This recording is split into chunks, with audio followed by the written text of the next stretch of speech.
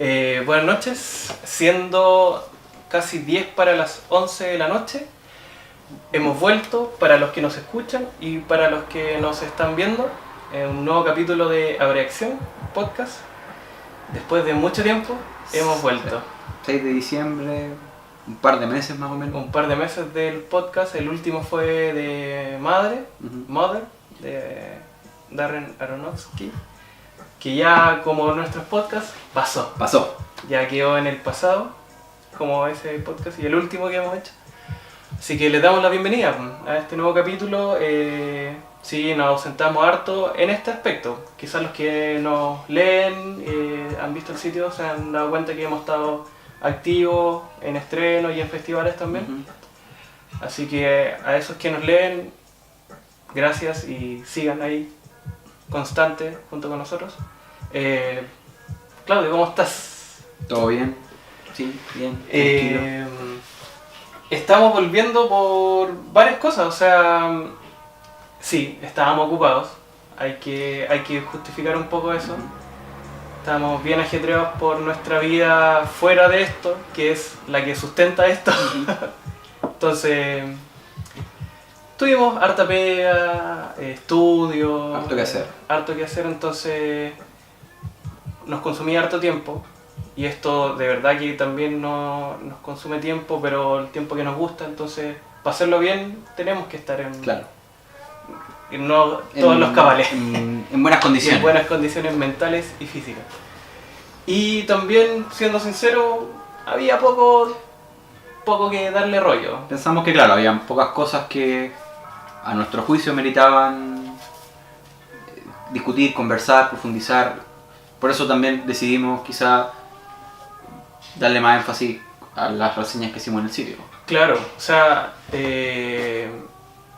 ha estado bien buena la cartelera. En general este año ha estado súper buena. Y el último tiempo han habido cosas buenas, ¿no?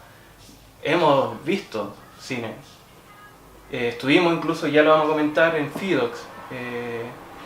Pero lo que siempre nos pareció a nosotros que era relevante hablar de cine, pero de cine que pudiéramos hablar también. No forzarnos a hablar de cualquier cosa. Sí. Y en ese sentido va también por qué estuvimos tan pausados con el podcast. Entonces, estamos justificándonos ante toda esa pausa, pero aquí estamos de vuelta y prendidos, embalados. Sí.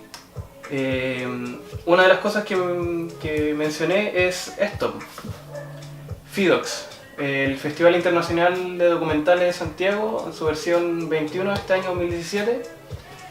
Estuvimos allá, por si la gente que no estuvo viendo la reseña ni siguiéndonos en redes sociales, estuvimos publicando de algunas cosas que vimos. Fuimos invitados nuevamente, como fue con Sanfi y Valdivia, a cubrirlo como prensa. Muy agradecidos por eso. Y estuvo bien bueno. Fue una semanita, cortito el festival, o sea en general durante una semana, pero se sintió corto quizás en comparación con lo que fue Valdivia, que fue una cobertura más completa, más grande. Entonces este festival fue un respiro dentro de lo poco y nada que podíamos ver en sala. Y estuvo bueno, vimos hartas cosillas. Ahora estoy recordando, por ejemplo, Caniva, que la pueden encontrar en el sitio en abreacción.com, una reseña que hice, un documental sobre este caníbal japonés que se había servido literalmente servido a su compañera de literatura cuando él estudiaba en Francia, como por ahí por los 80, principios de los 90, y que ahora es como un rockstar en Japón, por su historia más que todo. Y el documental está a cargo de los mismos realizadores de Leviatán, un documental que quizá algunos no lo han visto, otros bien conocidos dentro del mundillo, de unas cámaras GoPro que están instaladas en un barco pesquero, muy sensorial. Y este documental, el de Caniva, también es muy sensorial. Extremadamente sensorial. El nivel era... la gente salía a la sala. A ese nivel. Entonces...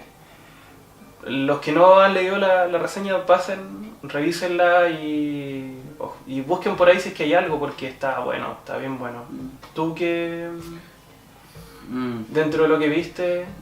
Tampoco vi no vi tanto como pudimos haber visto en los otros festivales. Que me acuerdo, viste ¿cómo se llama este gringo? Did You Wonder Who Fired the Gun? Es. Un documental norteamericano, interesante.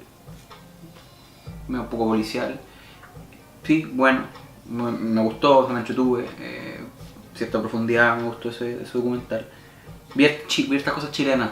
Eso iba a decir también. Tuvimos como un... Fue como también un poco para entender lo que... Ojo, aquí voy a hacer el medio paréntesis. Estamos, para los que nos están escuchando por el SoundCloud, el podcast, estamos grabando también esto. Para los que no van a ver en YouTube. Y para los que nos ven, estamos grabando acá. Claro. A ratos capaz que se corte esto porque la cámara permite grabar como un trazo muy corto de tiempo. Entonces si ven unas pausas medio raras que va a haber en el video, es netamente por la cámara, no somos nosotros, es lo técnico. Así que cierro el paréntesis. Sí, harto documental chileno, y en el año el documental chileno. Sí, mucho documental chileno. Este año nosotros vimos muchos documentales chilenos. Harta calidad, diversidad temática, heterogeneidad de realizadores, gente muy joven, gente con alta trayectoria. Así, hace poco leía una columna en La Tercera de que efectivamente el documental goza de muy buena salud. Sí. Mucha cantidad, producciones chiquitas, producciones premiadas en el extranjero, entonces igual, claro, el hecho de que nosotros también hayamos visto harto documental también tiene que ver un poco con ese síntoma, pues como... Claro, porque harto. En comparación con ficción, son, no sé, creo que contados con los dedos de una mano las ficciones chilenas que vi este año. Claro. Y en verdad el documental chileno viene con buena salud hace rato. Sí. Hace rato. Yo creo que este año tuvo una explosión de consagrados y nuevas miradas, como habla la Mari, ¿cachai? Sí. Porque vimos muchos nuevos, o segundas películas, segundos films de realizadores que ya tenían su ópera prima. Entonces... Sí. No, notable. O sea, me acuerdo ahora de dos que son los que en el fondo le han dado más vuelta. Uno el siciliano, ¿cierto? Sí, el último de José Luis Sepúlveda. Carolina Adriasola, un documental buenísimo. Buenísimo. Brutal, bizarro. Es que... un espectáculo. Y con el ritmo un ritmo envidiable que tienen ellos, creo yo. Tienen una forma de narrar muy...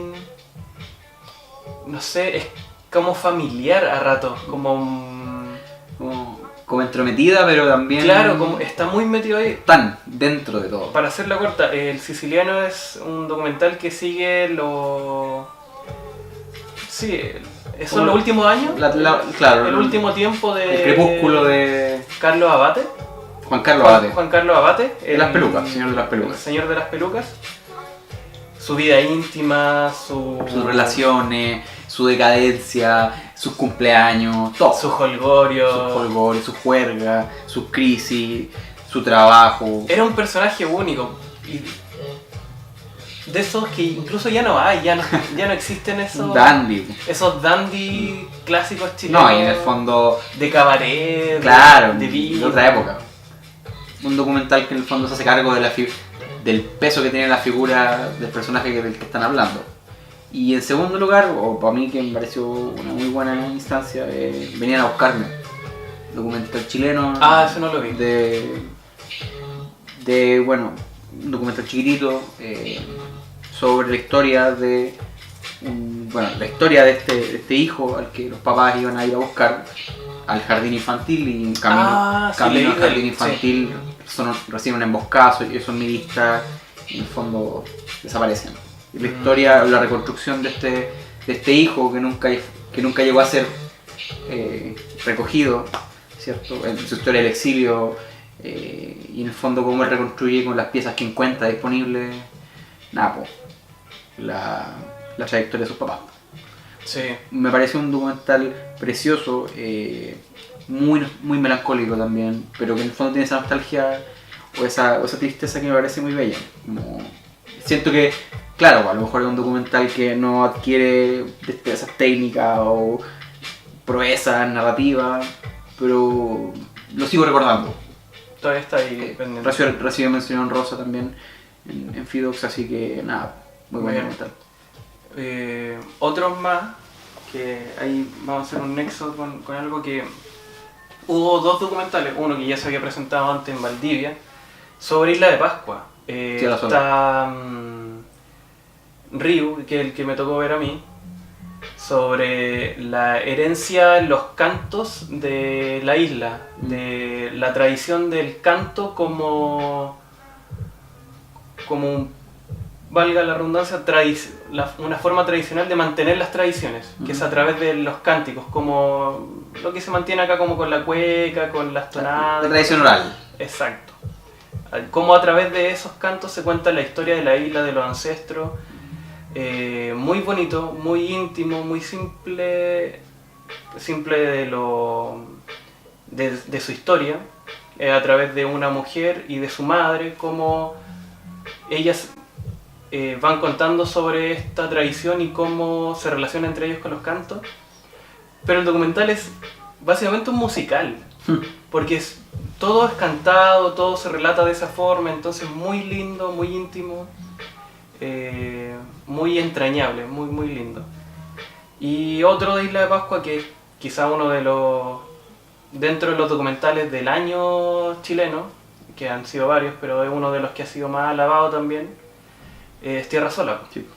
Tierra Sola, que ahora ya se va a presentar en sala K, si no me equivoco, y que nos las perdimos en Valdivia, pero tuvimos la oportunidad de verlo acá en Fidox, y está la reseña, escribimos de ella. Hace poco la compartió la misma directora de ella y eso derivó en hartas visitas, así que los invitamos a que la revisen, para que se motiven y vayan a ver el documental. Es súper necesario, creo que tiene más allá del rescate de documentar la isla en sí, que es re poco lo que hay, y de hecho de eso mismo se afirma, en el poco registro que hay y por qué hay que rescatarlo. La forma en la que está narrado Tierra Sola también tiene un atractivo súper grande, ¿cachai? Una mezcla entre una carta abierta, pero una carta hacia alguien, y después pasa a ser un relato sobre el mismo relato. Es bien interesante. Muy bueno. El dispositivo. Y eso fue Fidox, fue bastante bueno. Grata experiencia, acto documental, muchas perspectivas. Y nada, pues agradecer también Totalmente a una persona que nos ha ayudado harto desde que empezamos con los sitios. Empezamos con Sanfic, empezamos con él, y ahí es como ha sido un buen colchón, un buen apaño totalmente. Marcelo Morales, creador de cinechile.cl. Gracias a él fuimos a Fidox, así que un saludo y un abrazo grande al amigo ahí para que... Abrazo de gol. Abrazo de gol. Abrazo de gol. Que esperamos se reafirme el domingo, el sábado. Sí. El sábado. Así que no, saludos para él. Ánimo, aguante con todo lo que se viene. Que aguante con nosotros, y también lo invitamos a que vean el sitio. Es la enciclopedia del cine chileno, o sea, es un sitio obligado más que necesario. ¿Qué más? Estamos literalmente con pauta, porque así de fuera de training estamos con esto. Nuestro sitio también, como le hablamos, que no hayamos hecho podcast no quiere decir que estábamos fuera del circuito, porque estuvimos viendo hartas cosas y hay últimas reseñas. Está la de Tierra Sola, como les dije, que se publicó hace un poco. Está dentro... Vimos Coco, por favor, si el que no la haya visto, que la vaya a ver. Extraordinario. Están mis argumentos ahí en el sitio para que la vea. Sí. Está bellísima, o sea...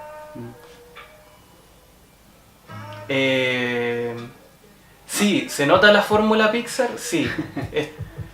Pero como repetirte un plato que te gusta, po.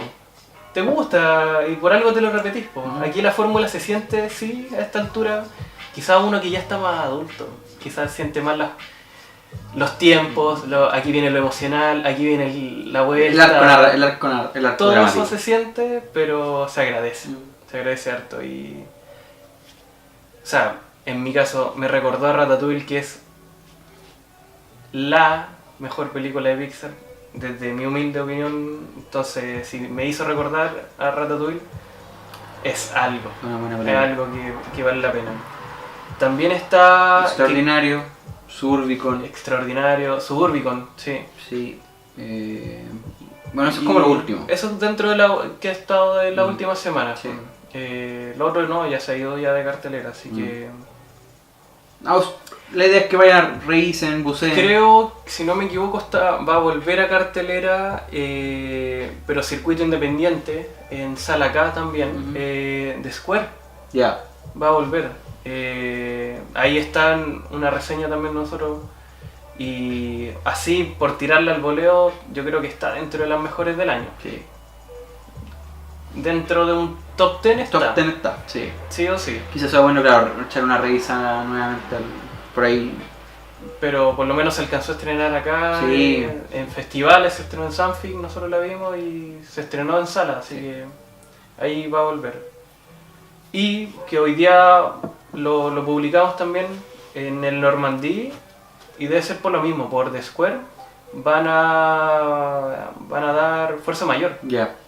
Este viernes y sábado, si no me equivoco. Vale. Así que si están viendo que ver y no han visto Fuerza Mayor, háganse ese favor. Sí. Lo vale, totalmente. Y bueno, les dejamos la invitación abierta a breakción.com. Nuestras reseñas, podcasts anteriores, las coberturas que hemos hecho en los festivales. Una de las últimas cosas que hicimos fue la entrevista a Cristóbal Valenzuela, el director de Robar a Rodán. Que se está exhibiendo, hasta donde yo sé, en regiones. Sigue circulando, en sí, regiones, sí, me parece... se sigue moviendo en varios lados. Sí, entonces, bueno. Véanlo, por favor, porque estuvo buena la entrevista con él. Conversa. Es de lo poco que he visto donde él ha podido explayarse un poco más dentro de su trabajo personal, entonces... Y una buena persona también, es un buen chato, entonces... Abrazo de gol también. También abrazo de gol para él. Los dos estamos Tan generoso, sí, cariñoso. Queremos dar ese abrazo de gol el sábado, entonces queremos hacerlo. Voy a hacer una pequeña pausa para los que nos escuchan, porque voy a revisar la cámara para que ande todo bien. Sí, está todo bien. Quiero... eso nomás, ya. Y bueno, lo que nos convoca hoy, ¿por qué decidimos juntarnos? Si bien era una que se esperaba, que se movía en Cannes, se movía en Sundance también. Estuvo en Sundance el año pasado, ¿no? Creo, no estoy casi seguro. Pero estuvo en Cannes y... Estuvo en Cannes y le fue bien, sacó mejor director de A Certain View, que una categoría... Una cierta mirada. La sección Una cierta mirada del Festival de Cannes.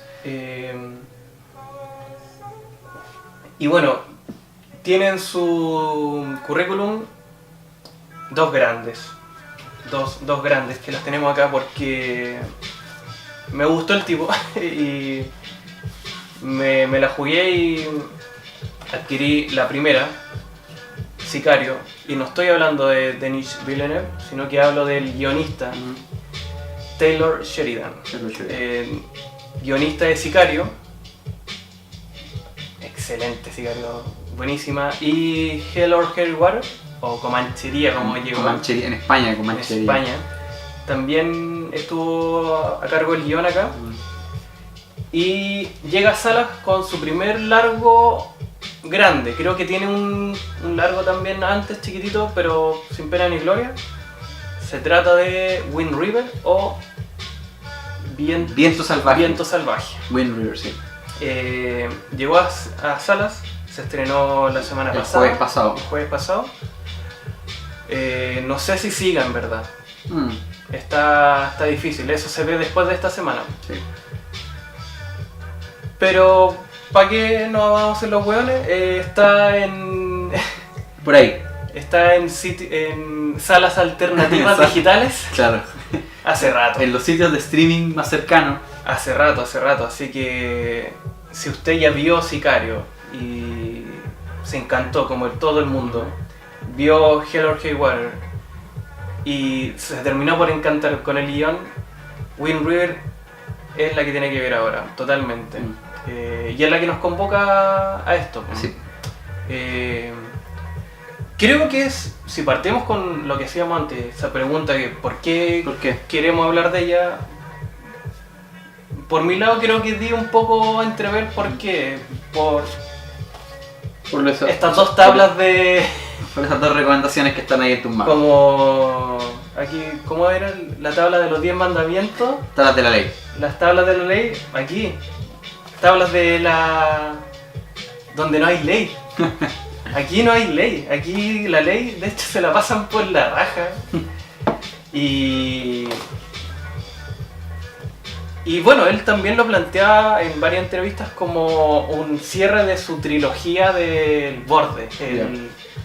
De este Estados Unidos al borde, de lo que sucede en las orillas de la sociedad estadounidense.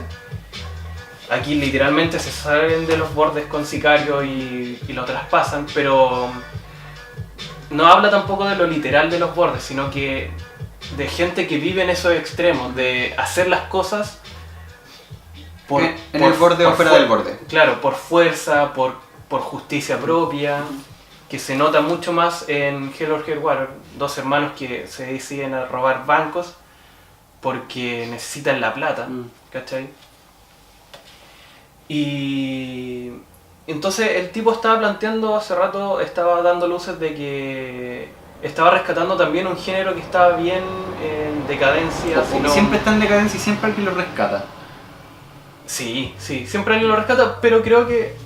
O sea, hace un par de años había pasado con los Coen, lo hicieron con True Grit. También lo hicieron con el remake del tren de... Tren to Yuma. Sí, Tren to Yuma. ¿Y para qué decir de Revenant? Porque también de Revenant, una cosa. También Tarantino lo hizo con Django, con Hateful Eight también. Con Hateful Eight. Sí. Pero creo que aquí hay una diferencia que marca un poco Taylor Sheridan en su western. Estamos hablando de eso, es que lo hace con el argumento del western, no con la con lo literal del western, con el universo. Con el universo cinematográfico, ni personajes, o quizás sí los personajes, pero más en el argumento de tipos con una misión clara, con tipos con dolores del pasado. Como que no es el universo, pero sí el imaginario. Exacto.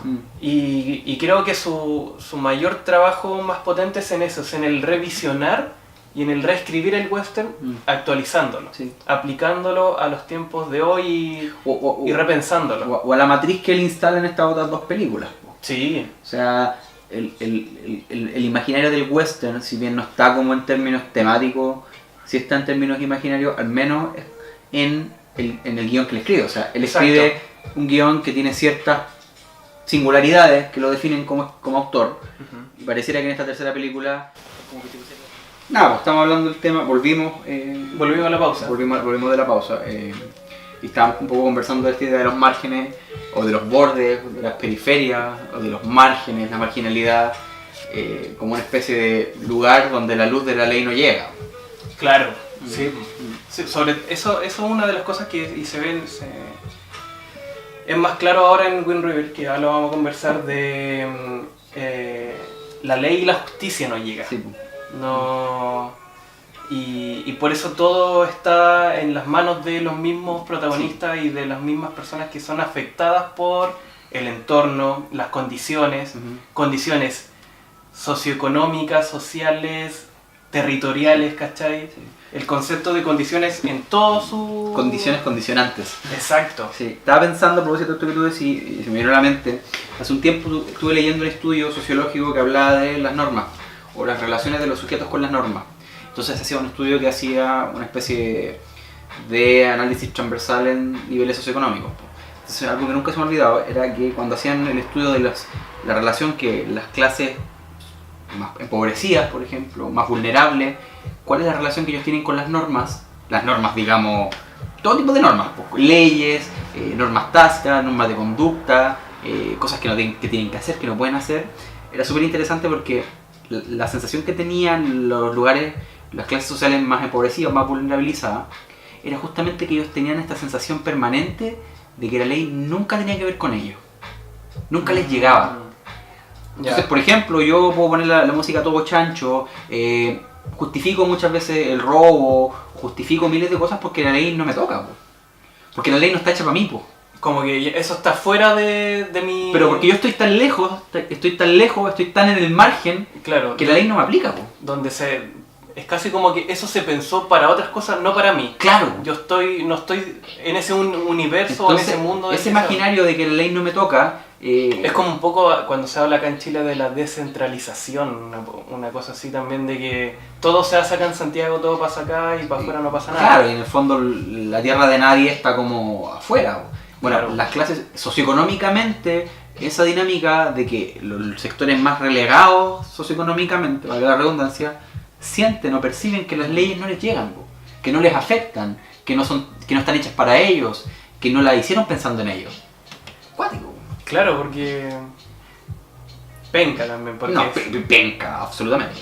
Pero claro, es como pensar en las leyes o en el sistema como algo, como en un móvil, como en un vehículo al que tiene benzina para llegar hasta Viña, no para el sur. No para el sur, pues. ¿Cachai? Claro, o como una especie de, no sé, pues, como de conjunto de reglas que no le hicimos nosotros, pues. O que no tuvimos un pito que tocar en cómo se hacían, pues. Por algo, sí, y eso es verdad, igual eso te justifica mucho accionar, mucho, porque eso te quiere decir, las leyes son para todo el mundo, y como no aplican para mí, ¿qué soy? Debiesen ser. Claro, debiesen ser para todo el mundo, pero si no me llegan a mí, ¿qué termino siendo yo? Claro, o cuál es el sistema, a qué sistema ¿Soy parte del mundo? ¿Soy parte? No, peor, están hechas para la sociedad, entonces yo soy un antisocial, po. Claro, po. Yo estoy fuera de la sociedad. Fuera de las normas. Entonces, por ende, todo lo que yo haga es porque no hay una ética, no hay una moral por la cual yo me tenga que regir para poner la música a todo chancho.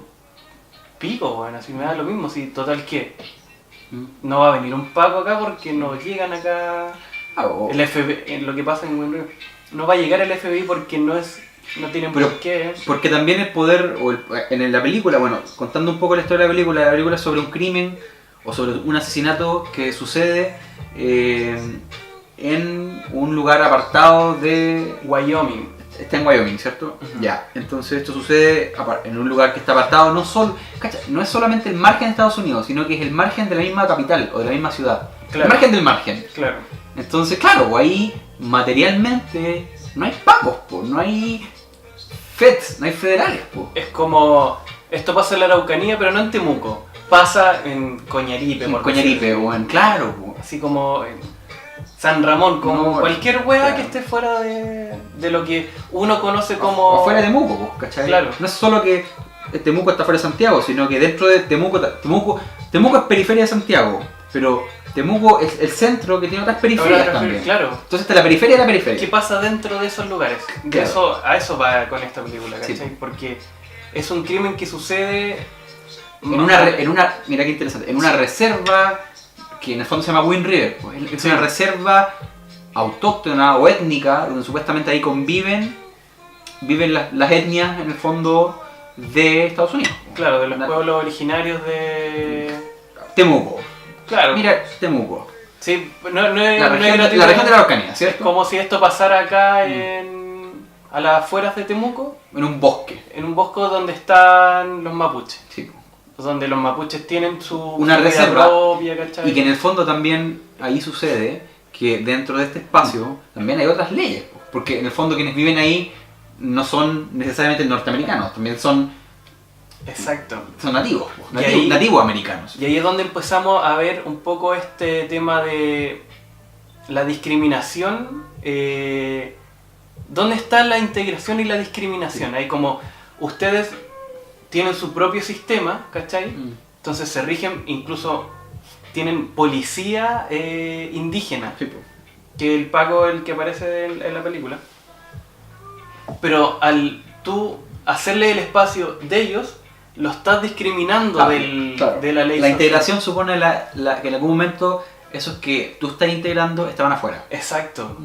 Entonces ahí ya empecé a tener los primeros roces con el tema, dentro de los temas que plantea la película, que es con la discriminación hacia los pueblos originarios y hacia la misma gente. Que es como es más fuerte porque acá está pasando, en el mundo está sucediendo de la discriminación hacia los que están afuera, los que de afuera vienen hacia adentro. Y aquí hay un tema de una discriminación a los que ya estaban antes adentro. Claro, los que están adentro suponemos que están fuera, pero están adentro. Sí, pues. Entonces ahí se vuelve más potente. El crimen sucede fuera, ¿cierto? Es una niña, adolescente, casi adolescente, o adulta joven, ¿cierto? Que en el fondo es asesinada en trágicas circunstancias. Casi adulta. Casi adulta, bueno. ¿Cómo le dicen? Casi adulta. El personaje de Jeremy Renner, ¿cierto? Es un personaje que es una especie de guardabosque.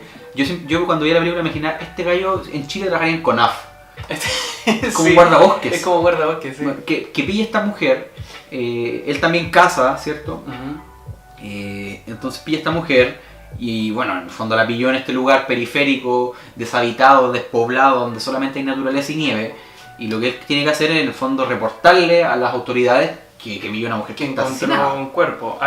Ahí tocaste algo que es no menor, que es piensen en este crimen, este cuerpo que encuentra al exterior este tipo, que se encarga, su pega es como la CONAF, pero de cacería. Él se encarga de controlar Como el control de depredadores, sí. de la zona. Es un policía de los depredadores. Claro. Todo esto sucede en la nieve. Claro. Y el terreno es otro protagonista de esta historia, que es todo es nieve, en todo momento nieva, o sea, no en todo momento, sino que en varias escenas hay nieve densa, entonces es muy... No, densa por cuando cae, Cuando pero cae también la el terreno densifica como, en el fondo tenéis como un metro de nieve. Y eso coarta los movimientos de que todo muy denso. allá, ¿cachai? Y ahí es donde podemos reafirmar un punto que tocábamos delante sobre la renovación del western que hace Taylor Sheridan, porque lo sitúa en la nieve. lo sitúa en la antípoda de lo que es el western clásico, que es en el oeste, el seco, soleado y airoso, ¿cachai? Que es el viejo oeste. Aquí te lo planta en desierto blanco. En el desierto blanco. Y los caballos por camioneta y motos. Sí. Y los sombreros son entre sombreros de vaquero y camuflaje, ¿cachai? Ahí está... Ahí está como el giro. Totalmente. Sí. Y es como para reafirmar un punto que conversamos delante. Sí. Ahora, a propósito, claro, podríamos decir incluso que el desierto o el viejo oeste la nieve es el viejo oeste. Como que hay una metamorfosis ahí. Claro, hay una evolución también. O podríamos encontrar los nuevos relatos del viejo oeste o el nuevo western solamente en esos espacios. Claro, porque quizás como reafirmando un poco más este tema del borde, de las fronteras, porque todos estos lugares sí están todos para el norte, no sé, quizás apliquémoslo acá a Chile. Está todo hacia la cordillera, todos esos lados así, ¿cachai? Claro. Y ahí es donde la justicia no está llegando. No está llegando. Nunca va a llegar. Claro. O no llega como tiene que llegar. Bueno, la película, como decías tú, comienza con asesinato. Con el asesinato, supuestamente. Comienza literalmente con una chica en medio de la noche corriendo por la nieve a pata pelá. Y se escucha una voz en off que relata un poema. Que es un poema. Y esa es la primera escena. Ella cae muerta. Y después volvemos, o sea, comienza con Jeremy Renner cazando y luego va a buscar a su hijo. partimos con él como conociendo su vida, que él es un cazador, también es un padre separado, y que lo llaman porque había problemas con unos animales en la reserva de Wind River para que vaya a investigar qué es lo que estaba pasando. Y en ese llamado que va a ver qué es lo que sucede, se encuentra con el cuerpo de esta chica que estuvo corriendo en la noche, que vimos anteriormente. El problema que se sucede, o lo que a él le dicen cuando tiene que ir a controlar la plaga, es que pareciera que hay leones que se están comiendo. Exacto. De hecho, literalmente les dicen ahí leones, andan leones. Que es como uno de acá también lo puede decir, pero habláis de los pumas. Es como, claro, es como la exageración de... ¿Qué onda pasa aquí? Así. No es el león de melena gigante. Claro, pero ahí él supuestamente en este ejercicio se encuentra con el cuerpo, tiene que dar llamado a las autoridades, que son quienes al fin y al cabo se tienen que hacer cargo de periciar. Claro, y en ese momento él avisa de que encontró el cuerpo de una chica que él conocía también. Sí. Además, es alguien a quien conoce. Es alguien que conoce, entonces llaman al policía del lugar. Como dijimos, es una reserva india. Llega un policía de asuntos indios. Claro, es como una administración distinta dentro de... Es como una comunidad autónoma. Tiene otra jurisdicción que es propiamente de la comunidad. Entonces también estaba pensando en eso a propósito de lo que decíamos al principio. O sea, como no solamente es que la ley no llega a ciertos lugares, sino que dentro de esos lugares siempre hay jurisprudencias, pues, como están los policías que tienen una forma de funcionar, está el Estado que tiene otra forma de funcionar, está la policía de la ciudad que tiene otra forma de funcionar. Entonces es como un traslape normativo. Es algo que igual nos cuesta a nosotros porque... A propósito de que no somos federados. Exacto, es muy de Estados Unidos, de su sistema administrativo. Exacto, ¿cachai? Porque acá no hacemos diferencia entre... La ley es igual aquí y en Chiloé. Sí. ¿Cachai? A todos es por igual. Los carabineros son los carabineros siempre. Ahora uno podría pensar eso de repente en relación a las Fuerzas Armadas, como o a los... ¿cachai? Como, claro, ellos tienen sus propios juicios. ¿Cuál es la competencia de la Armada, de la Marina, de la Fuerza Aérea? ¿Dónde se tienen que meter? Igual lo tenemos, sí, ahora que lo pienso, igual lo tenemos acá. O sea, tenemos cárceles especializadas para... tipos con ¿cómo se llama? Crímenes más allá del normal que está en la cárcel, ¿cachai? O sea, hay cárceles diferenciadas, o sea, igual está estratificado esta cuestión. Claro, o sea, se puede entender un poco también el sistema que tienen ellos, no es aplicable acá, pero igual se alcanza a entender porque pueden haber ciertas cosas de lo que pasa acá, bueno, que están reflejadas allá, pero allá en el fondo es mucho más patente porque en el fondo hay un traslape concreto, material, de autoridades. Claro. No, y eso ya con esa diferenciación de que aquí hay policías y es un sistema que cuida a los indios, ¿cachai? Ya te marca la diferencia de por qué todo es tan distinto, lo que decís tú, por qué aquí no llega la ley, es que aquí hay otras leyes. Parece que hay otras, eso es muy interesante. A lo que... Retomando un poco la historia, cuando este tipo avisa de esto, tienen que avisar al FBI para que vaya a revisar lo sucedido. Y iniciar el procedimiento. Exacto. Para poder investigar qué fue lo que pasó aquí. Entonces ahí ya aparece la Elizabeth Olsen. Que la vimos 20 años atrás, con 5 años en las series televisivas de los 90. Con las hermanas. Con la hermana Olsen. La hermana Olsen. No, pero ahora ya anda por un carril sola. Sí. Bueno, igual los dos ya se conocen, el Jeremy y la Elizabeth por los Avengers. Ambos salen en Avengers, entonces se cachaban.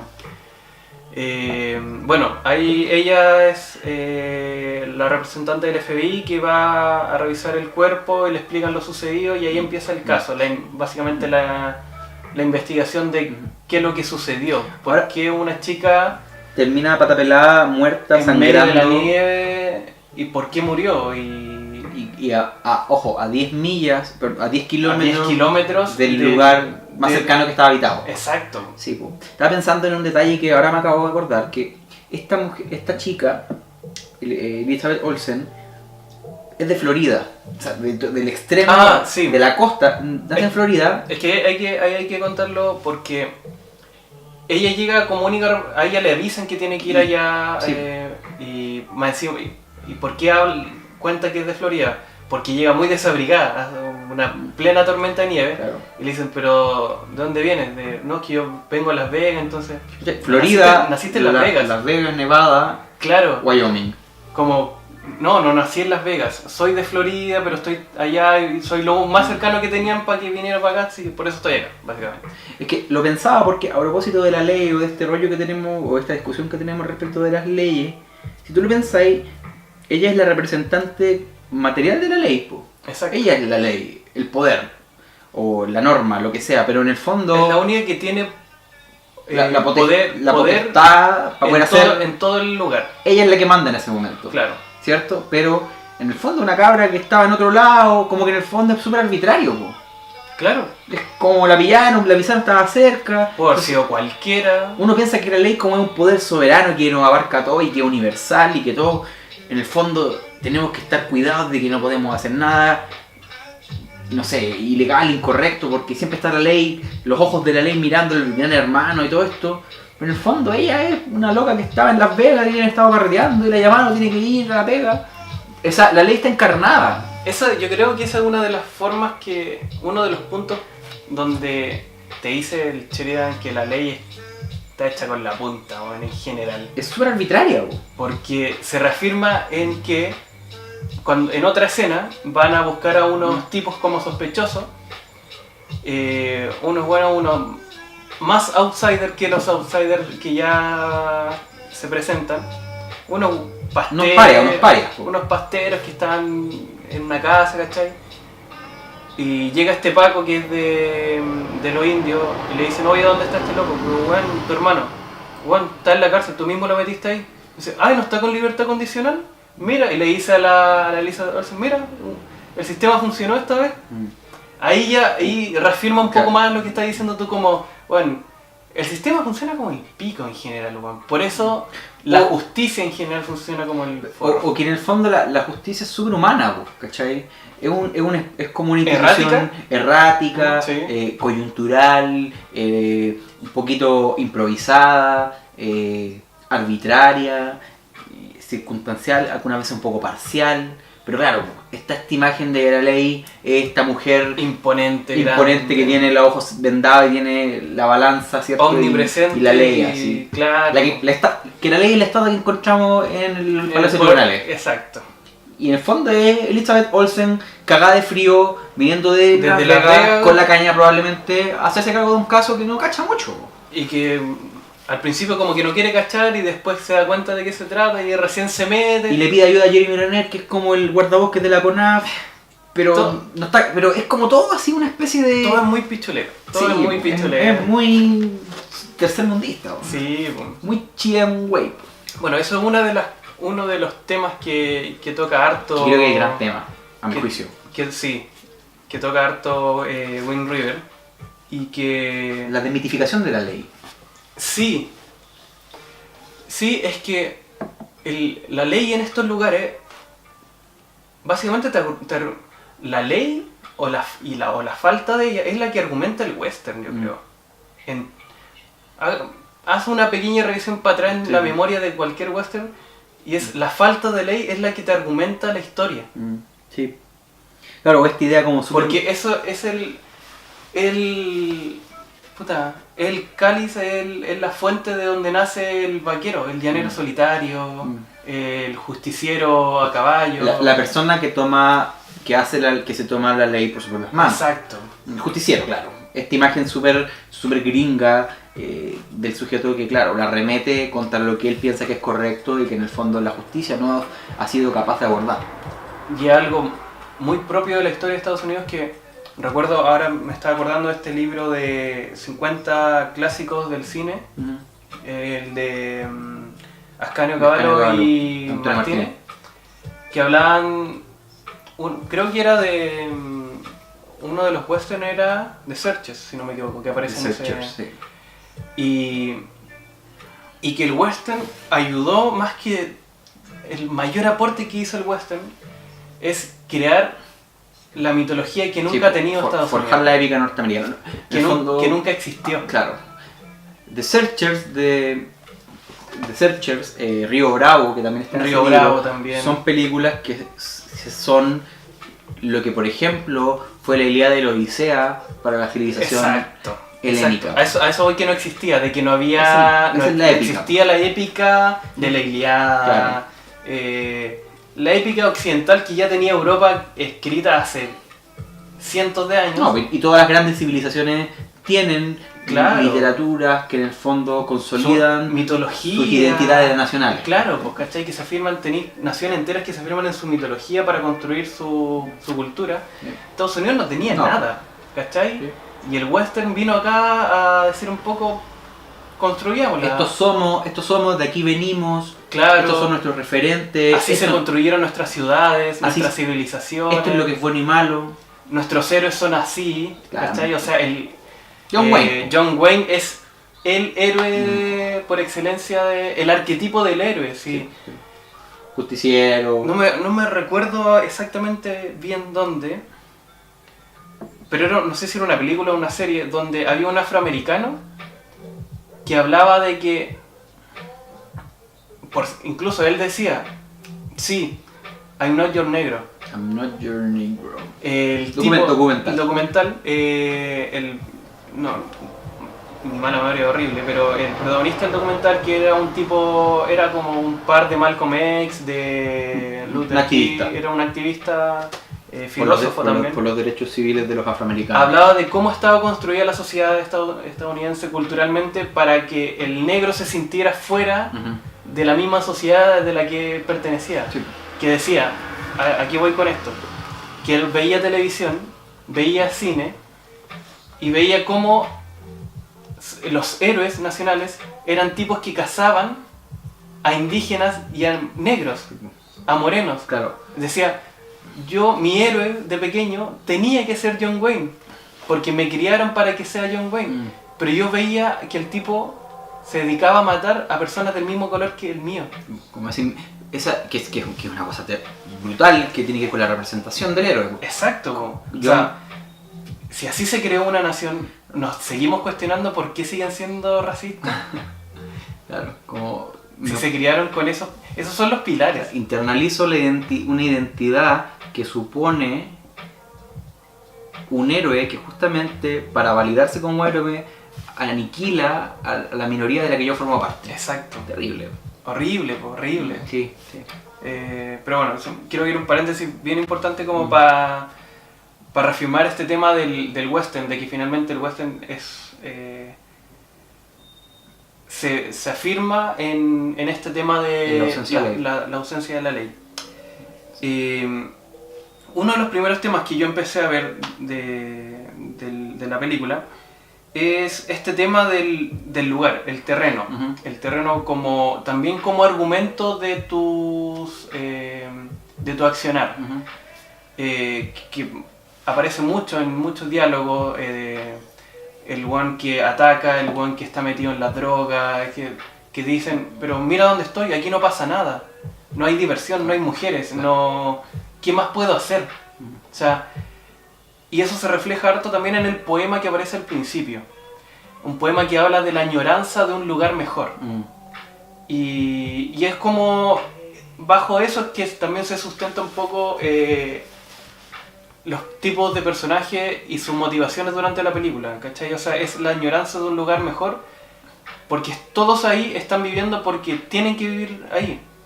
Los indios viven porque esos eran sus terrenos, pero ya saben de que no son suyos. Incluso hay un comentario así como, oye, espérate que después esta weá va a valer mucho más, va a valer menos de lo que vale ahora, ¿cachai? Y ahí lo podéis vender. ¿Cachai? Compra estos terrenos porque va a ser más barato. Claro. Te lo dice y se lo está diciendo un indígena, alguien que tú literalmente eres dueño de estas tierras, porque tú naciste en estas tierras. Claro. ¿Cachai? Pero saben que no es un buen lugar. Los ecos de la Araucanía. Exacto, ¿cachai? Pero también están los outsiders, ¿cachai? Los parias. Los pasteros que están haciendo eso porque no tienen otra cosa que hacer. Porque lo dicen, esto está lleno de nieve, ¿qué más voy a hacer? ¿En qué voy a trabajar? Volarme no. ¿Qué voy a hacer lo mismo que tú? No quiero hacer lo mismo que tú, ¿cachai?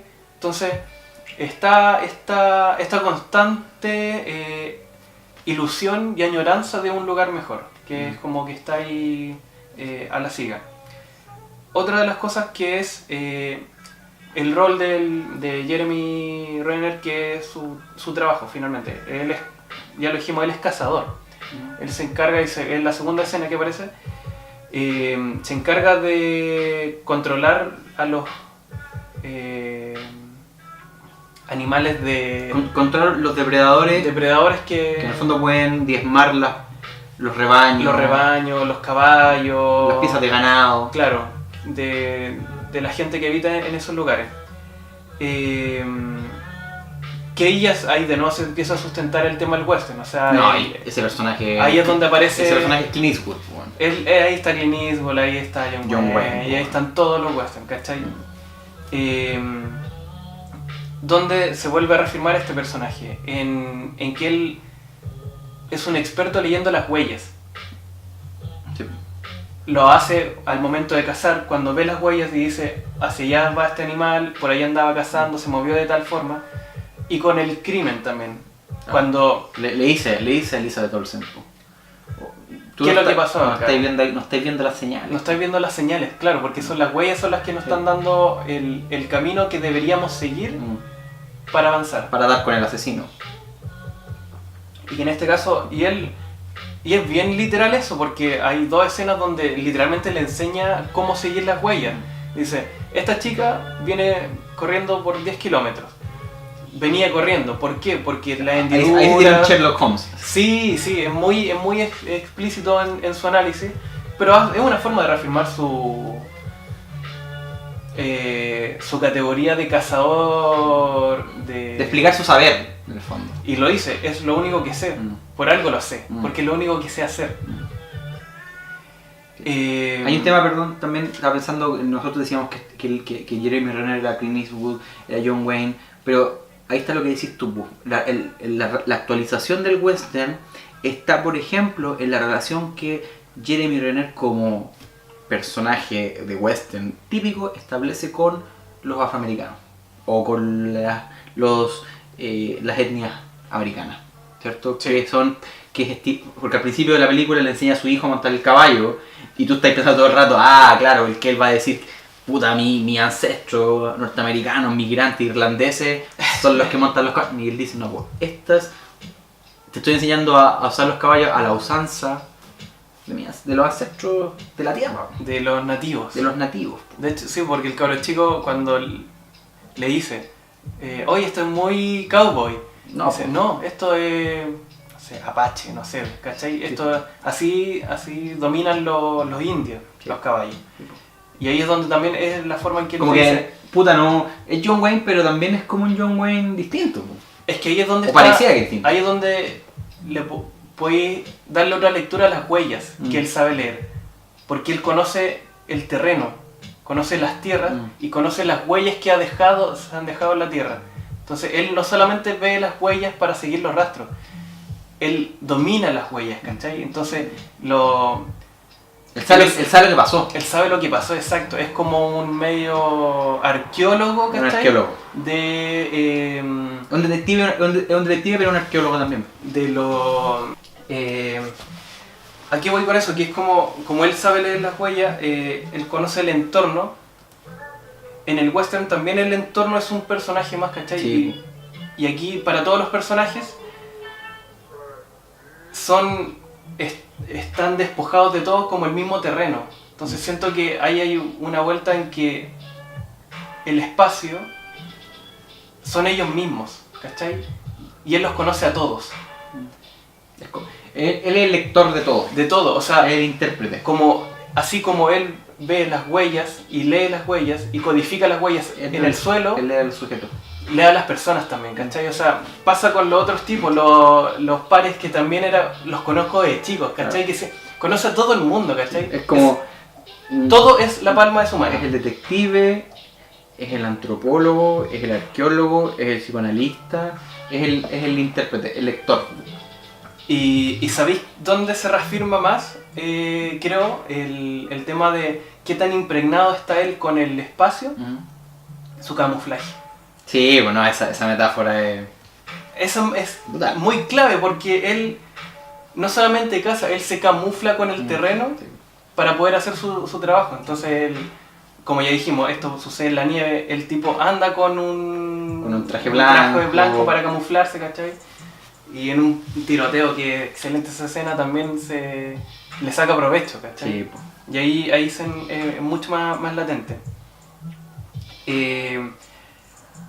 Hay otro que es la primera que te había conversado, una de las lecturas, el tema de que quizá, después yo la pensaba, quizás podía ser un poco forzada, pero está, que es el tema con la mujer.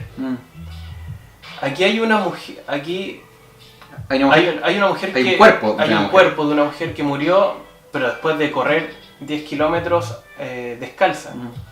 Y él en todo momento reafirma que es una guerrera. Es alguien que luchó por su vida hasta el máximo. Esta idea, claro, ¿cachai? De la sobrevivencia. Exacto. Como espartana. Y que se reafirma también en estas conversaciones que tiene con la Elizabeth Olsen, de ella también se tiene que vestir con las ropas del entorno.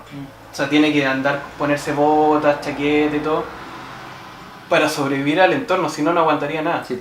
Entonces, ahí empieza un poco, sobre todo con este tema de una mujer que murió, pero murió dándolo todo, y una mujer que está aprendiendo a sobrevivir al entorno. Creo que son como los primeros esbozos de esa lectura que te comentaba sobre el tema de que está pasando en el mundo de, no sé decirlo tan literal, pero sí, de los ataques hacia las mujeres, de las violaciones, o del poder con la mujer, o del develamiento de situaciones de abuso históricas a las mujeres. Que habían permanecido en el fondo ocultas. Y ¿por qué estaban ocultas? Porque para muchos es parte de, siempre fue así. Claro. Así es el entorno. Es parte del paisaje. Es el paisaje, claro. Es como, bueno... Ha sido siempre así. Es natural. Es natural, o sea, como, bueno...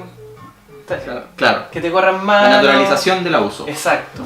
Y creo que aquí tiene como unos ciertos esbozos de esa lectura sobre mujeres que mueren en este tratar de sobrevivir al entorno, y mujeres que tienen que aprender a cómo sobrevivir al entorno, ¿cachai? Y en el fondo, y en definitiva, ambas son guerreras. Ambas. O la lectura del mismo Jeremy, que claro. él mismo las plantea las dos como si esto fuese una sobrevivencia. Que ambas son ejemplos de mujeres fuertes. Que se sobreponen a la vida. Claro. Bueno, creo que otro de los temas también que también ya lo conversamos, este tema de los sistemas, de la falla en general de los sistemas ante como sí. Lo más notorio, por ejemplo, en la escena de la autopsia a esta chica, porque ella, como la Elizabeth Olsen, tiene que dejar constancia de que este caso fue un homicidio. La autopsia reveló de que la chica murió después de correr 10 kilómetros, ahogarse, sus pulmones se congelaron, la sangre se congeló, y se ahogó, claro, una hipótesis médica, y cayó muerta por la exposición al frío extremo. Claro. El mismo de la autopsia, y todos saben de que la chica no corrió porque andaba paseando, sino que estaba arrancando de algo. Y que más encima hay restos de violación, hay marcas de que fue violada previamente, pero no pueden, él no puede indicar eso como causa de muerte. Como causa de muerte, exacto, porque no hay pruebas de que fuese así, porque literalmente no murió de eso, no murió de que la hayan matado, murió por la nieve, claro. Murió de frío, básicamente. Entonces también hay una forma de reafirmar este tema del problema con el sistema, de cómo están pensados los sistemas para las circunstancias, en este caso está todo clarísimo de que ella estaba siendo atacada y arrancó, pero no podemos decir que murió de eso porque no está la prueba.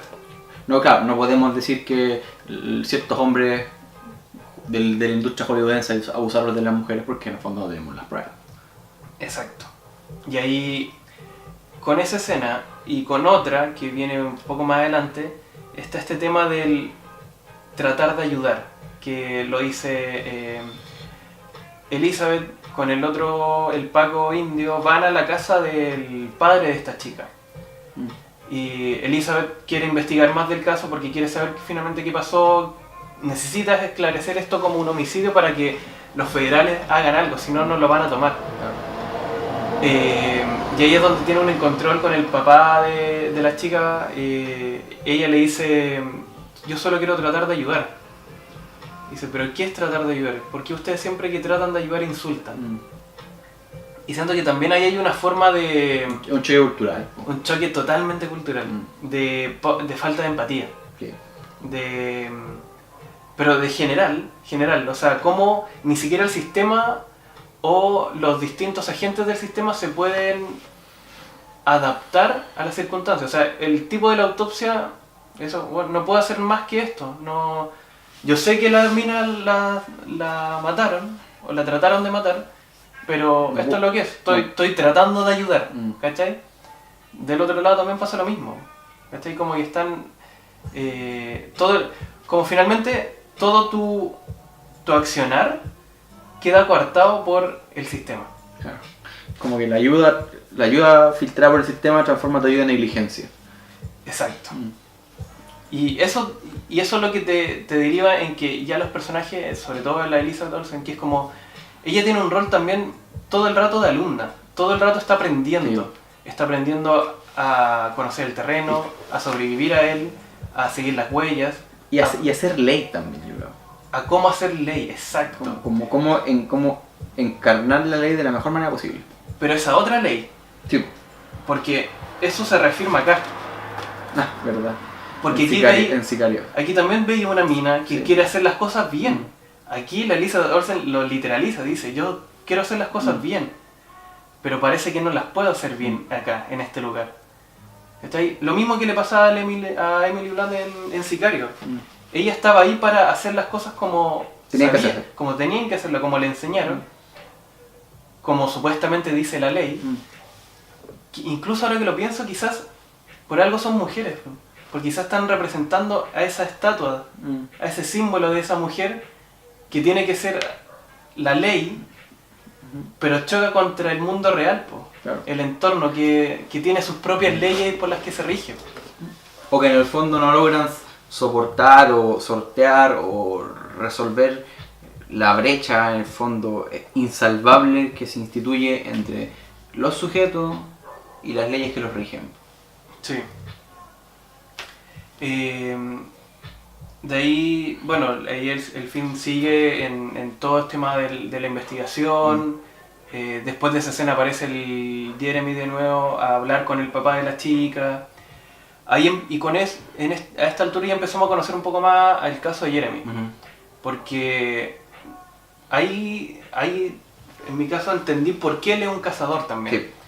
Porque él, a raíz de esto, le cuenta de que... ¿Por qué lo entiende tanto? Porque a él le pasó lo mismo. Por algo está tan metido también en el caso, porque también murió su hija. Tiene una hija que murió en circunstancias muy parecidas, muy trágicas, pero de las cuales él nunca pudo saber las causas, los culpables o los motivos. Nunca pudo cazar a esa... Se quedó con incertidumbre. Exacto. Se quedó con las huellas. Se quedó con la muerte. Se quedó con la muerte, claro. Y ahí es donde tiene una charla sobre la aceptación del dolor. Que es de Jeremy hacia el padre de esta chica, que es la forma en que también aprendemos del mismo personaje. Ahí es donde sabemos cómo él ve el mundo y le dice, por eso él vive con el dolor, por eso se dedica a cazar. Yo creo que está en una constante cacería por algo que nunca encontró. Claro. Está constantemente cazando a la persona que no pudo cazar. Claro, hay una especie ahí como de transfiguración simbólica. Claro. En torno a cazar o sublimar la caza, en torno a cazar al depredador. Exacto, porque El depredador de su hija no sabe quién es. No sabe quién es, entonces es todos. Sí, solo le queda cazar depredadores, es genérico. Exacto, po. Incluso lo hace previo a los ataques. Sí, ¿Cachai? No, y bueno, hay una cosa, claro, como explica como la subjetividad del personaje, o sea, claro. Esta compulsión del personaje de cazar depredadores tiene que ver con que en el momento en el cual él tuvo que haber podido cazar al depredador de su hija, nunca pudo hacerlo. Ahora me estaba acordando con el tema de cuando él avanzaba y en todo este tema del cazador y de seguir las huellas. No sé si pasaba siempre, pero me di cuenta en el segundo visionado. Creo que cada vez que dan con pistas a través de las huellas o dan con un indicio de algo, cae nieve. Puede ser. Lo vi más notorio en 2 escenas, donde creo que la primera con la tormenta cuando llega Elizabeth Olsen, y después en otra escena también donde está cayendo nieve, pero más suave, es la segunda vez que siguen unas huellas hacia arriba. Ya. O sea, quizá hay una forma de que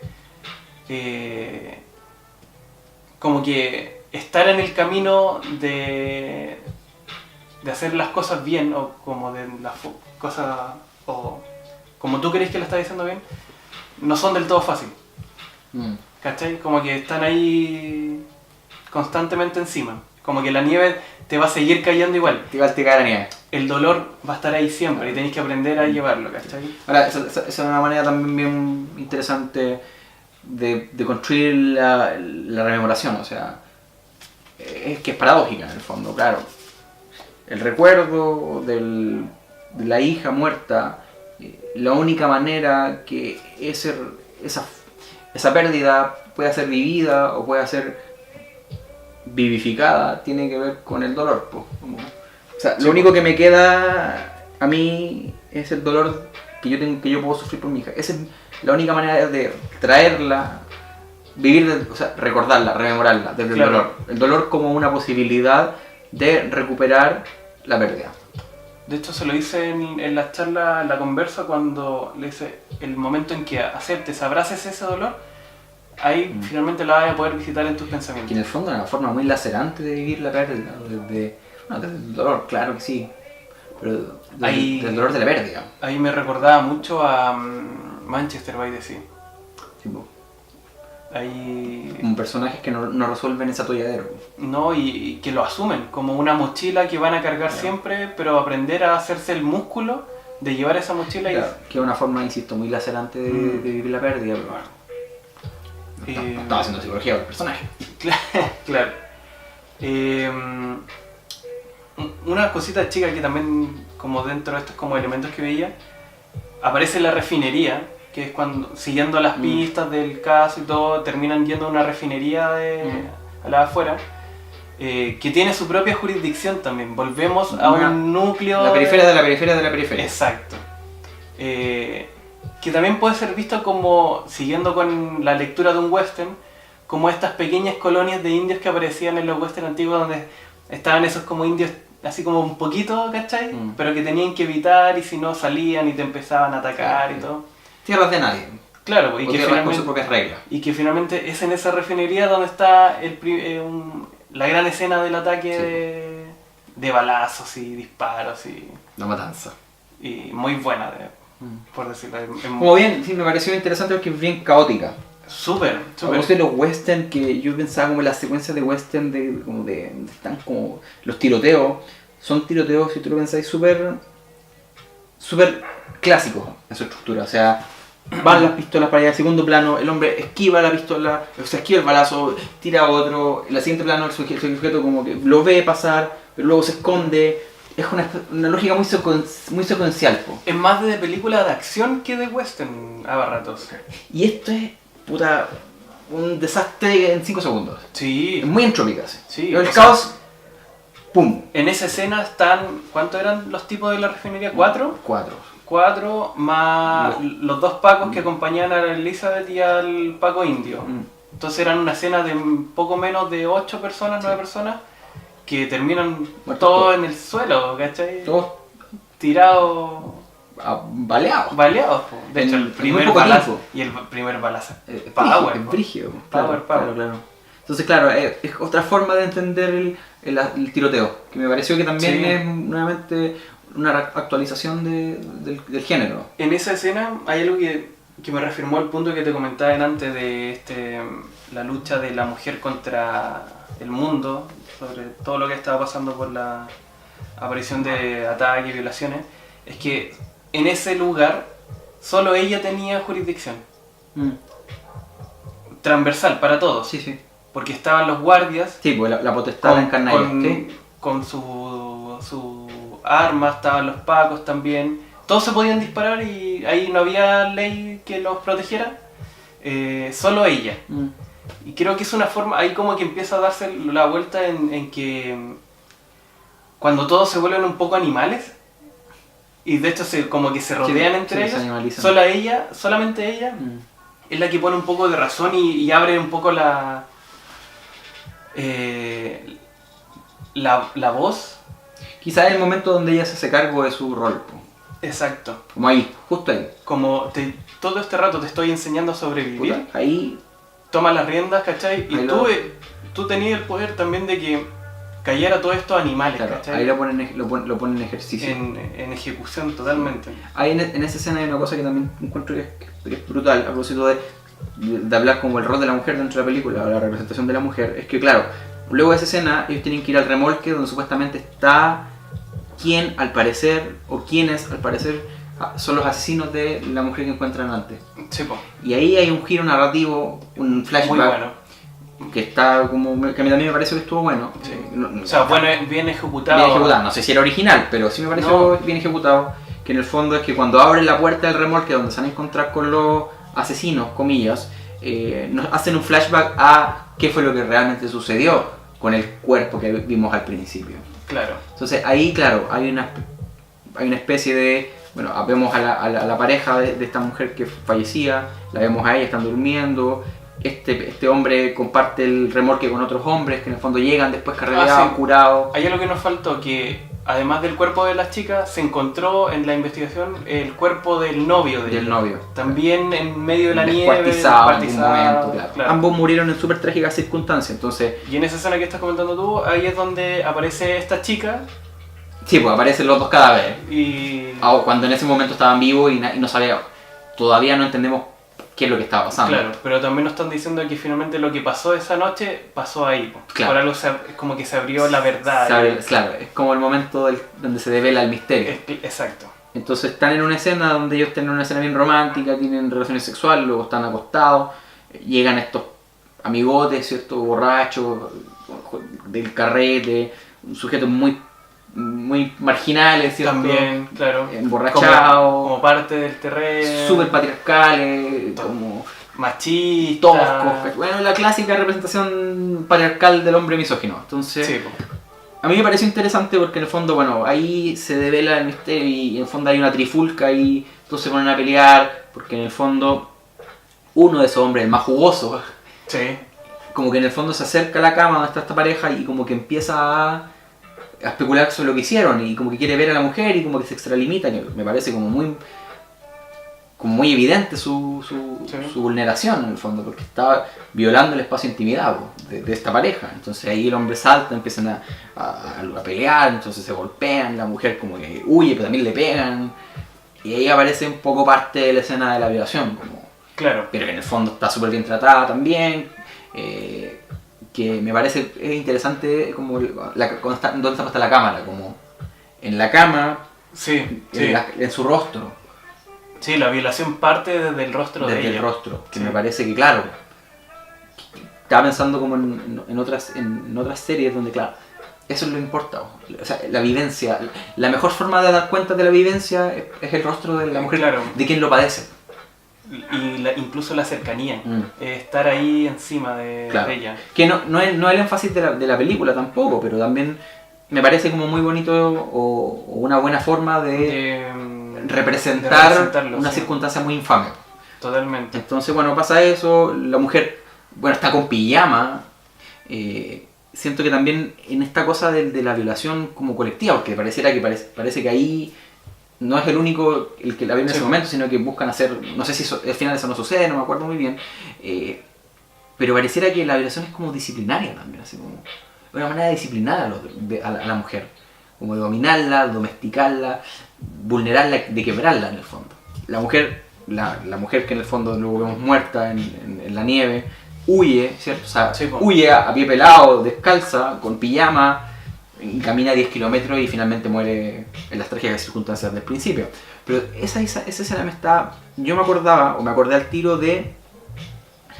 Hay un libro de Primo Levi, de un escritor italiano que escribió la trilogía de Auschwitz, que es una historia... Bueno, él es un preso en los campos de concentración, ¿cierto? Entre Blinken, italiano, ¿cierto? Judío. Y en el primer libro que él escribe una trilogía, que ¿cierto? Es un hombre, en el primer libro. Y ahí uno de los recuerdos más interesantes y más pedestres que uno podría pensar es que él dice que en los campos de concentración lo más importante, más que conservar la dignidad, más que hacerse de amigo, más que no ser una persona que no rompa mucho no se salga de control, que siga las reglas, más que apersonarse de cosas para poder comer, es el hecho de tener zapatos. Tú puedes decir una weá doméstica. Ah, ya. Porque justamente si tú pierdes zapatos, cagaste. El estar descalzo es la imposibilidad, o sea, es la forma más terrible y más infame de poder sufrir tu vulnerabilidad. Es una forma de perder la esperanza. Sí, entonces. Tú quedas sin zapatos, o sea, lo más importante en Auschwitz es tener zapatos, más que cualquier otra cosa, porque si no tienes zapatos, vas a caminar por la nieve y te vas a morir. Claro, si llegáis a salir... te pasa lo que le pasa a esta mujer. A ella. Y no dejas de pensar en Primo Levi porque claro, o sea, no tener zapatos es una estupidez. O sea, bueno, podría decir no tengo zapatos, pero claro, imagínate no tener zapatos con 15 grados bajo cero. O sea, bueno, es la manera de cómo se hace más patente tu propia vulnerabilidad. Y qué pena porque pensándolo de esa forma, quizás también te está diciendo la misma película que por más que quieras salir de ese lugar, porque toda esa escena y la salida de ella del tráiler es como una escena que resume toda la película. Sí, el escapar de este lugar, sí. Pero también te está diciendo no vas a poder escapar.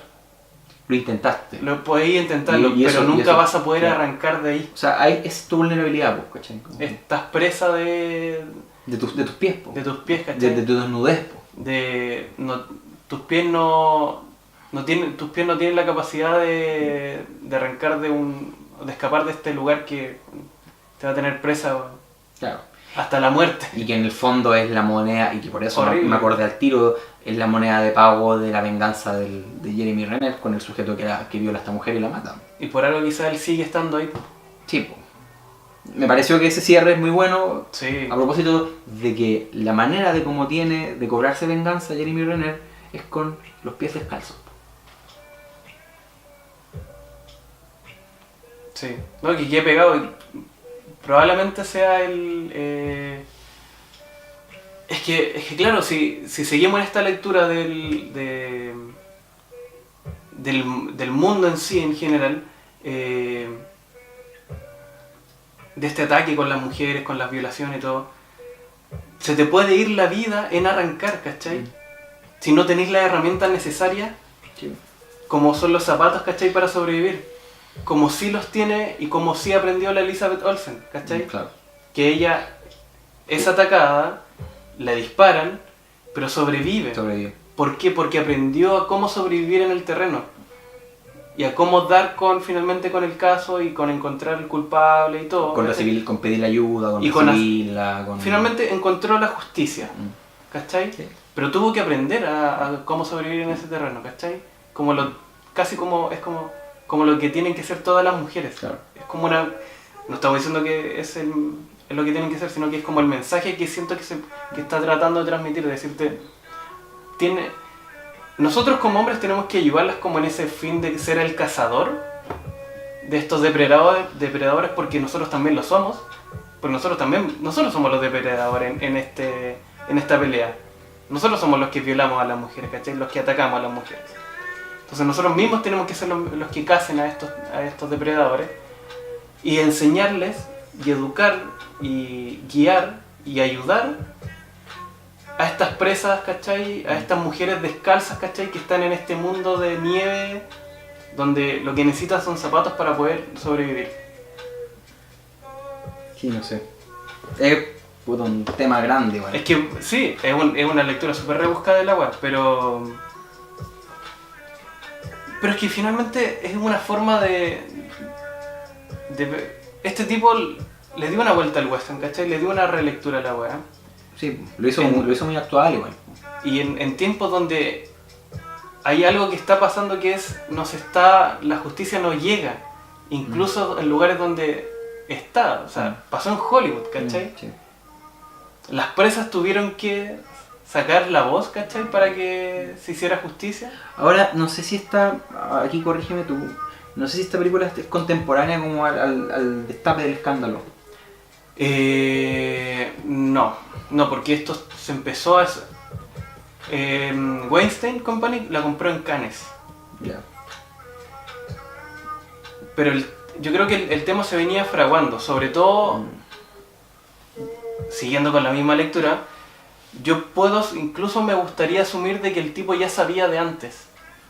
Porque el Taylor Sheridan está metido en Hollywood hace rato. Sí. El tipo sabe de la obra, ¿cachai? Es que por eso, no sé si tiene que ver con esto que decís tú o con que nosotros, producto de que sea parte de que estamos como bombardeados sí. por esta información, estamos mirando eso, ¿cachai? No sé. Yo estoy forzando la lectura, Yeah. totalmente. No estoy diciendo de que él sea así. Yo la estoy forzando porque me parece que es una forma donde la película donde puede sobrevivir más. Sí, no, claramente. O sea, ¿cachai? sí, absolutamente. Porque si yo me quedo en que es un western, ¿cachai? Con una revisión sobre la injusticia, sí, no, es un western. Sería todo. Es un western y ya está, ¿cachai? Pero claro. Pero así como, no sé, volviendo re atrás, ¿cachai? Como cuando hablábamos de Logan y este cine posible post-Trump, Sí. ¿cachai? Esta película es post-Trump totalmente. Totalmente, ¿cachai? Es de una era post-Trump donde pasan cosas. pasan cosas de las y que pasan cosas y no pasan otras. Pasan ¿cachai? ciertas cosas. ¿Cachai? Sí. Ahora, estaba pensando al final, a propósito de esto que tú decís, o como de lo vigente, lo no vigente, o de lo lector o lo identificador de un conflicto actual de la película o no. Al final de la película aparece un intertítulo respecto de que muchas mujeres desaparecen nativoamericanas y de las cuales no existe registro. ¿Por qué creo que eso es importante? O sea, en razón de lo que estamos hablando. Porque tenemos ese antecedente. Tenemos esta cagada que en el fondo, esta caja de Pandora que se abrió, ¿cierto? Claro. Y que bueno que ahí se haya abierto. Pero yo pensaba, por ejemplo, en 2666 de Bolaño. Y pensaba en los crímenes de Juárez de las mujeres. Los crímenes terribles, las torturas que sufrieron las mujeres en Juárez, ¿cierto? Hay una serie que está basada en eso. Y entonces, de aquí vamos para atrás, ahí pareciera que es una weá que estuvo siempre, ¿Qué parece? Y que ahora, que pareciera que ahora se fragua de manera tal de que explota, pero quizá es ingenuo de mi parte sospechar o suponer de que es una weá nueva.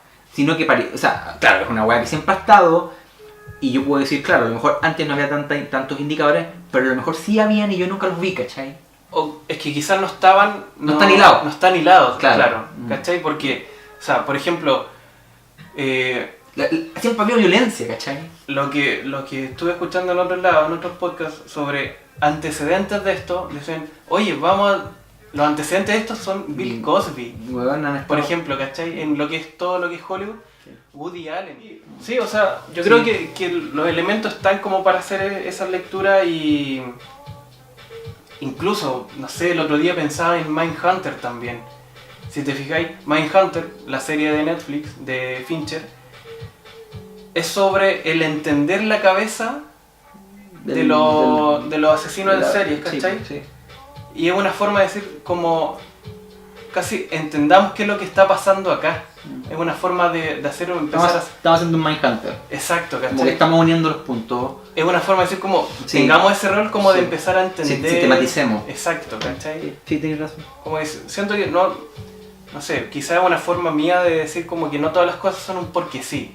No todo es, sobre todo en el cine, no todo está en su tiempo por algo, ¿cachai? Lo conversábamos delante, estábamos hablando de los rankings, ¿cachai? Porque en algunos rankings ya está apareciendo Get Out, ¿cachai? como Get Out ya aplaudía, yo no la he visto, pero yo sé que le ha ido bien, es buena y todo, pero ¿por qué está ahí todavía latente, cachai? Porque sintoniza con claro, ciertas sensibilidades culturales que quizás vamos a poder leer en un tiempo más. Sí, yo siento que estas son tanto películas como series de lo que van a ser los análisis de estos años, ¿cachai? De estos tiempos. Entonces, y creo que también lo es Wind River, ¿cachai? Wind River es un buen antecedente para entender lo que pasa en la sociedad general actual, ¿cachai? O las sociedades que tienen estas fronteras, ¿cachai? Estos bordes, donde pasan estas cosas donde la ley no te toca y la ley se hace a partir de lo que tengo al alcance de mi mano, que puede ser mi puño, mis manos o mi arma, ¿cachai? Es un estudio lúcido, profundo, vigente y vigoroso de la relación de los sujetos con la ausencia de norma, con la presencia de norma o con la mezcla de norma. Claro. O con la contraposición de norma. Sí, esa lucha ahí constante. Bueno, eso, queridos escuchas y viewers.